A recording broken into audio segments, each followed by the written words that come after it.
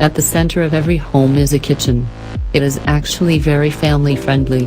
Remodeling kitchens has ever been a challenge to each homeowner. A vintage kitchen might even motivate you to cook. When you have a little kitchen, you could even utilize it as your principal sink, as it saves space, as it's much more compact than a traditional kitchen sink.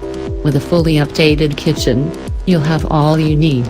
If you prefer to create a shabby chic kitchen, you must look at a few things, and then you may execute in earning your kitchen in an entirely new style.